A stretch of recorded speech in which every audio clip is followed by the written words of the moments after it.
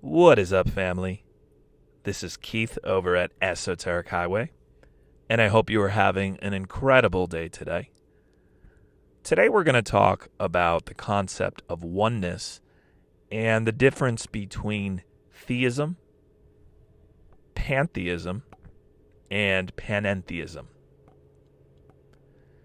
Now, it's important to understand what each of these words means because for the most part, we could say that almost every form of spirituality that is being practiced on this planet fits into one of these three categories. So it's important to have an understanding of what each of these philosophical, theological vantage points means.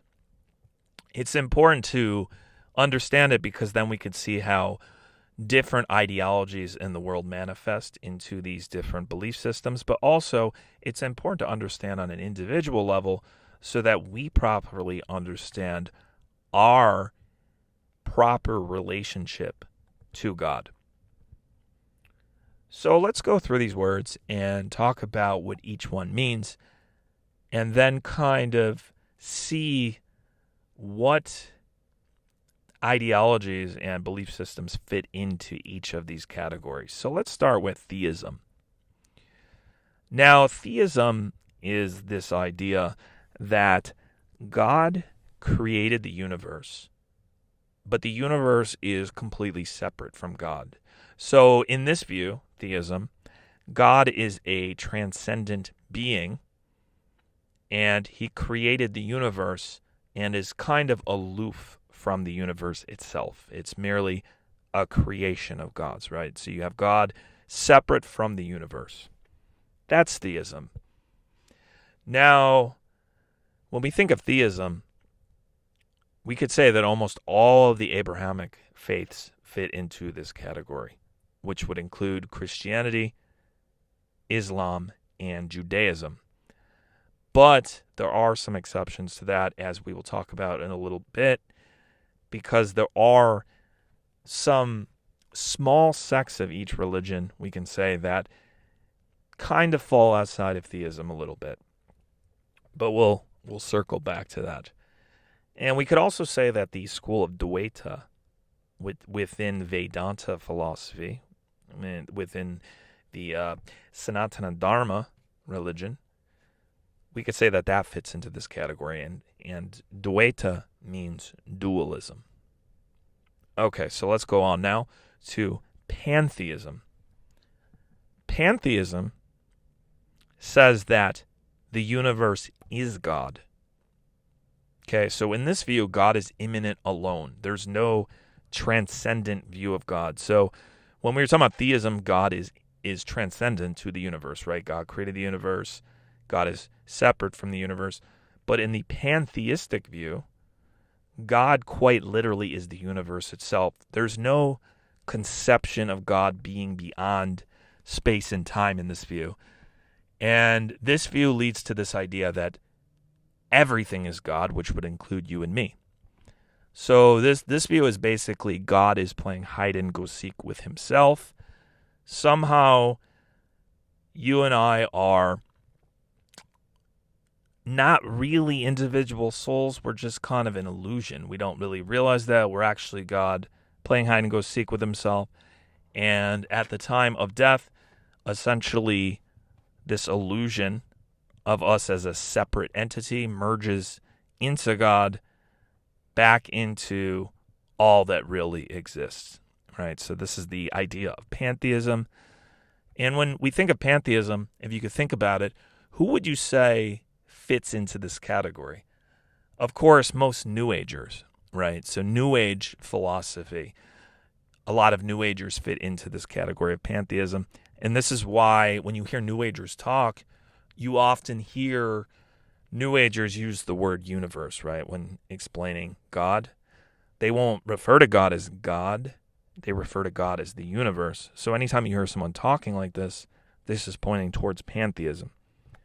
Now, another very big school of thought that is also pantheistic would be the Advaita school within Vedanta philosophy, So Advaita means non-duality.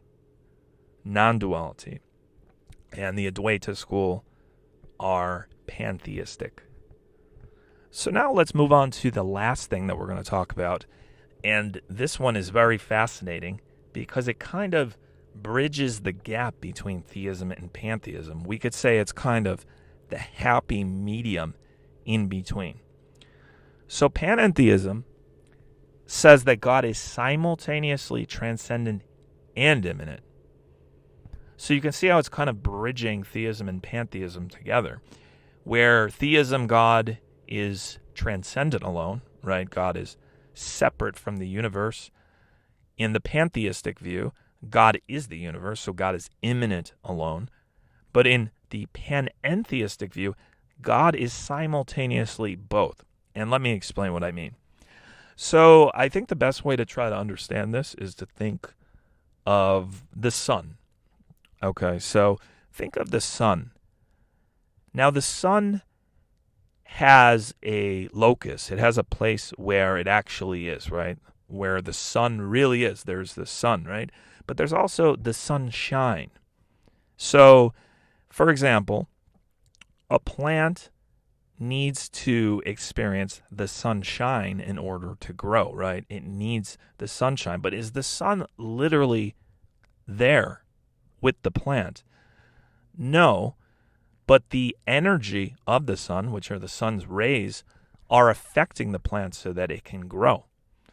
Okay? So you have the sun and you have the sun's energy, right? So we could think of the sun itself as being the transcendent idea of God, not idea, but the transcendent nature of God as a transcendent being. And we could think of the sun's rays as being God's energy. Okay. So going back to this panentheistic view now, we're saying that God is simultaneously transcendent and immanent. This basically means that God is above time and space, is above this material universe, but the universe itself is contained within God. So God is transcendent in the sense that God is beyond this material universe and beyond time and space. But there's also nowhere you can go where God is not, because God's energy is quite literally everywhere. So this material universe that we find ourselves in is in God's energy. It's in God's rays, sun rays, right? It's the material energy is part of God's energy. So panentheism basically means all is in God.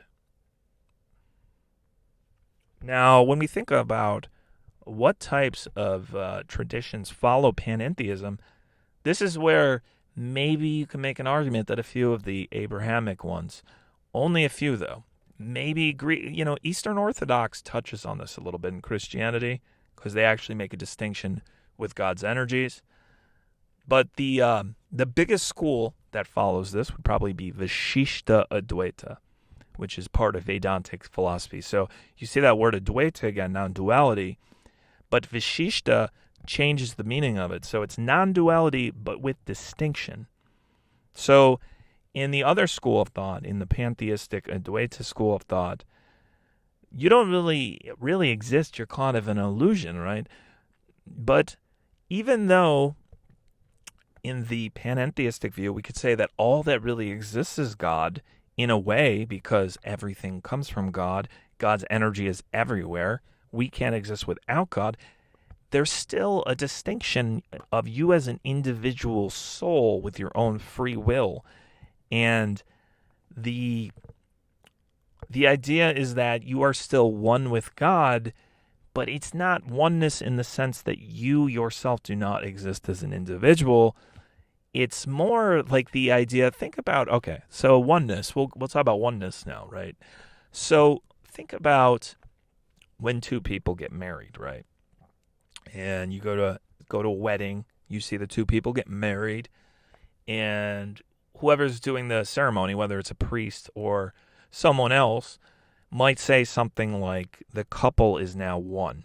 The two are now one, okay? And we understand what this means when we see this at a wedding. We don't believe that the two are literally one, they're still two unique individuals, right? But they're one in essence, right? And this is the idea of Vishishta Advaita and Panentheism, that our essence qualitatively is the same as God's. However, we are still a distinct individual soul, and God is distinct. But God is a distinct soul to an infinite degree. We rely on God. God does not rely on us. Okay? And in a way, all that exists is God, because without God, we don't exist at all. Another way I like to think of this is think of a tree. Okay? If you think of a tree and then the leaves on the tree, you have different individual leaves. Now, in a way, the leaves are the tree. However, they're still individual. They still have their own individual characteristics. But going further, the tree does not depend on the leaf. The leaf depends on the tree. The tree would be able to sustain itself without one leaf. The leaf falls and it's done, right? And I like to think of the panentheistic view as this, where the individual soul is that leaf and God is the tree, right? Where we're inherently connected to God. We all come from God. Really, all that exists is God, in the sense that God is literally everywhere. God's energy is everywhere. There's nowhere you can go where it's not. However, we still are an individual soul with our own free will and our own ability to choose to serve God or to not serve God. So that is panentheism. But I think I'm going to cut it off here, guys. I could probably keep talking about this, but I think that's a good jumping off point for this topic. And maybe we'll revisit this one at another point, but I think that's pretty good right now. And yeah, I hope you're having an incredible day today, a wonderful day. And this is Keith signing off. Peace.